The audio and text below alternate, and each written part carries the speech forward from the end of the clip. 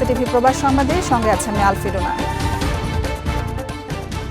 কলকাতায় মিলল ঝিনাইদহ ৪ আসনের এমপি আনোয়ারুল আজিম আনারের খণ্ডিত মরদেহ। ভারতীয় পুলিশ জানিয়েছে, নিউ টাউনের সঞ্জীবা গার্ডেনের ফ্ল্যাট থেকে এমপির সম্পূর্ণ মরদেহ উদ্ধার করা সম্ভব হয়নি। দেহের মূল অংশ পাচার হয়েছে আর দেহাবশেষ উদ্ধার করা গেছে। এমপি আনারের মরদেহের খণ্ডিত অংশ ডিএনএ পরীক্ষার জন্য পাঠিয়েছে ভারতীয় পুলিশ। রিপোর্ট পাওয়ার পর বিষয়টি আরও নিশ্চিত হওয়া যাবে। সন্দেহভাজন ২ জনকে গ্রেফতারও করা হয়েছে। এ ঘটনায় উঠে এসেছে চাঞ্চল্যকর তথ্য। প্রায় ২০০ কোটি টাকার প্রজেক্ট নিয়ে ওই ফ্ল্যাটে আলোচনা চলছিল বলে কলকাতার পুলিশ ক্লু পেয়েছে। জানা গেছে, মোট ৬ জন এ হত্যাকাণ্ডে জড়িত ছিল। তাদের সবাই বাংলাদেশি নাগরিক। এমপিকে হত্যার পর ৫ জন দেশে ফিরে আসে এবং একজন এখনও ভারতে অবস্থান করছে। ভারতে অবস্থান করা ব্যক্তিকে আটকের চেষ্টা করছে ভারতের পুলিশ।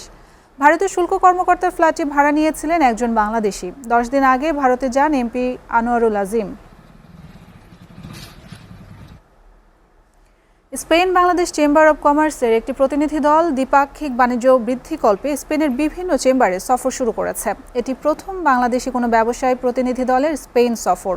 স্পেন ও বাংলাদেশের মধ্যে চমৎকার ব্যবসায়িক সম্পর্ক বিদ্যমান। ২০১৯ থেকে ২০ অর্থ বছরে বাংলাদেশ থেকে স্পেনের রপ্তানি ছিল $2.1 বিলিয়ন, যা ২০২২-২৩ অর্থ বছরে প্রায় $3.7 বিলিয়ন উন্নীত হয়, যা চলতি অর্থ বছরে $4 বিলিয়ন ছাড়িয়ে যাওয়ার প্রত্যাশা করা হচ্ছে।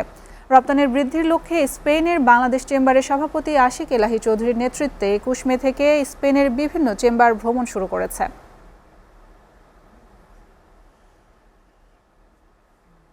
বাংলাদেশ ও কাতারের মধ্যে কূটনৈতিক সম্পর্ক ৫০ বছর উদযাপন এবং কাতারের আমির Sheikh Tamim bin Hamad Al থানির বাংলাদেশ ঐতিহাসিক সফর উপলক্ষে ২৩ মে থেকে শুরু হচ্ছে ৩ দিনব্যাপী বাংলাদেশ ট্রেড ফেয়ার কাতার ২০২৪। আগামী ২৩ থেকে ২৫ মে পর্যন্ত দোহা ক্রাউন প্লাজা হোটেলে মেলা চলবে প্রতিদিন সকাল ১০টা থেকে রাত ১০টা পর্যন্ত। মেলায় বিভিন্ন খাতের ৩০টি বাংলাদেশি কোম্পানি অংশগ্রহণ করবে এবং তাদের সেবা ও পণ্য প্রদর্শন করবে। এছাড়াও বাংলাদেশের বিভিন্ন খাতে বিনিয়োগের সম্ভাবনা তুলে ধরা হবে। এ উপলক্ষে সংবাদ সম্মেলনে জানানো হয়, কাতার বাংলাদেশের বিদ্যমান দীর্ঘ বন্ধুত্বপূর্ণ সম্পর্কের নতুন মাত্রায় উন্নত করবে।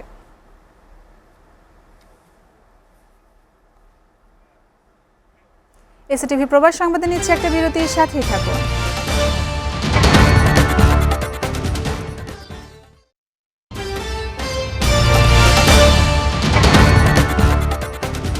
দেখছেন এসটিভি প্রবাস সংবাদ।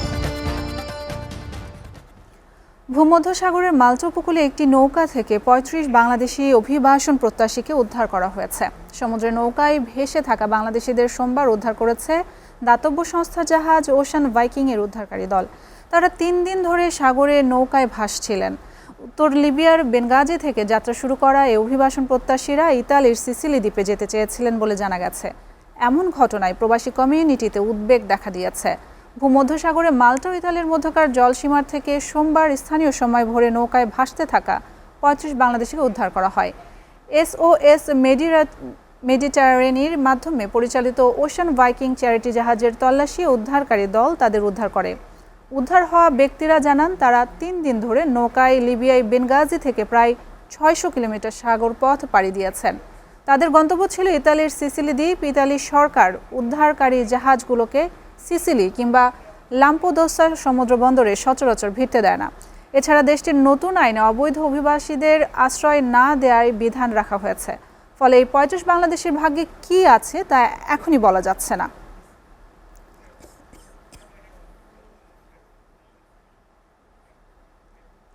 এই ছিল এসটিভি প্রবাস সংবাদ। এসটিভির সবশেষ সংবাদ জানতে ভিজিট করুন www.stv.tv। ধন্যবাদ এতক্ষণ সঙ্গে থাকার জন্য।